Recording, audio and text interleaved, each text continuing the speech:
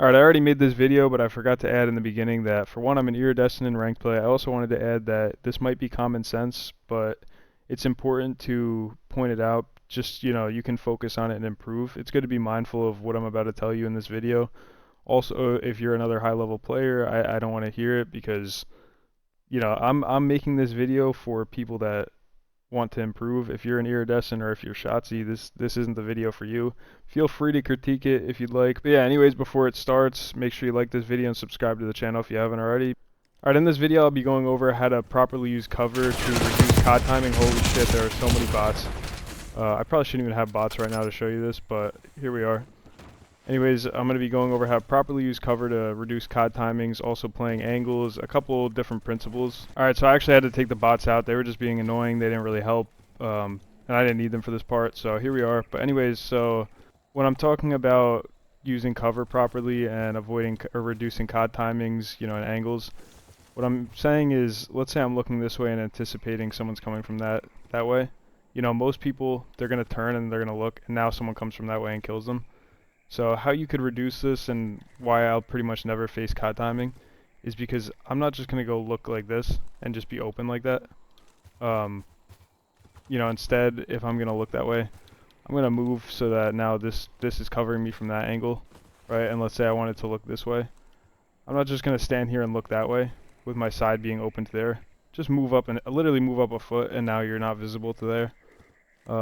So like, this is just one little example right here. Alright, while I'm actually talking about this, you never really want to just look in one spot for too long also, right? Like, I'm never going to just be sitting here pre-aiming this for more than like a second, right? If I clear it and then I move on, right? If I don't see somebody, I'm running.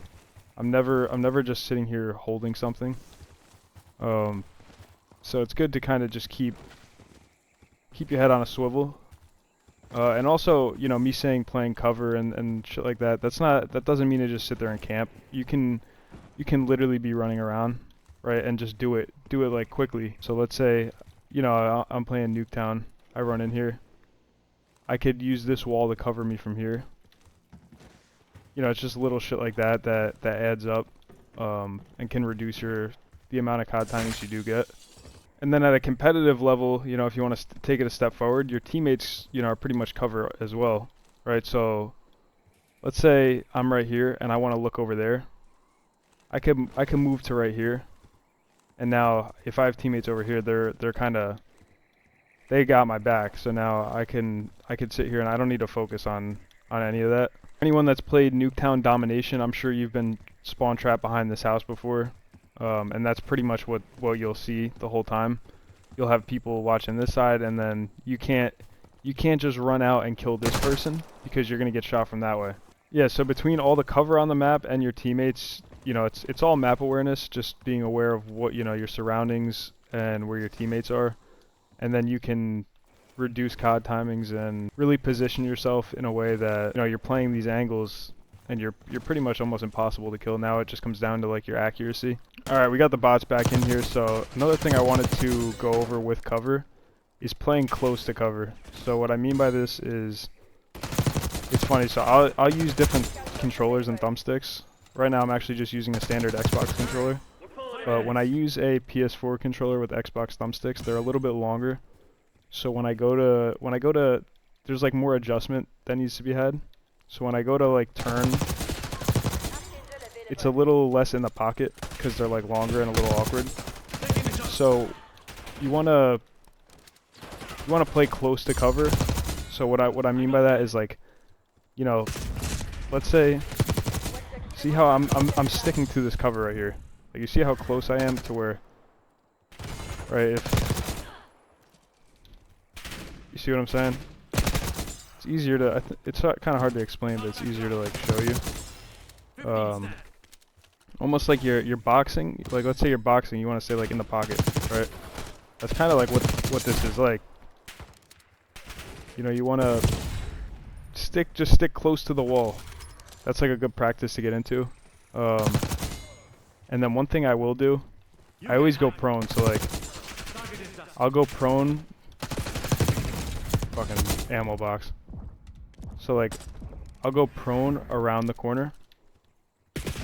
That's something that's really good to get into.